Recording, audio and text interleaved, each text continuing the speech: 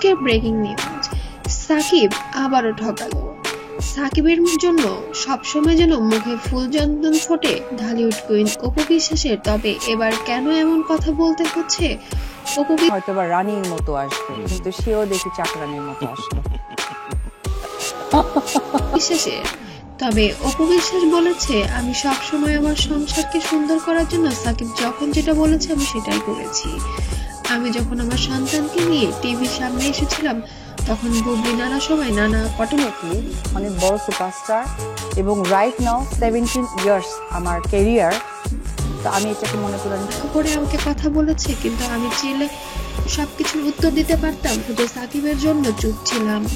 সাকিব আমাকে বলেছিল যে এবারের মতো ক্ষমা করে দাও, শুধু সেজন্যই আমি বুবলিকে তখন কিছু বলিনি। তবে আর আমি ছেড়ে কথা বলবো না, কারণ একটি সময় সাকিব আমাকে ঠকিয়েছে। আমার সন্তানের সাথে আমার সময়টা স্পিকিং অন স্ক্রিনে বলতে চাই, যদি আমার জয়টা না থাকতো তাহলে আমি তাদের যোগ্য বলেই মনে করতাম না, কারণ আমি অপু বিশ্বাস নিজেকে পার হয়েছে বেশ যুদ্ধের।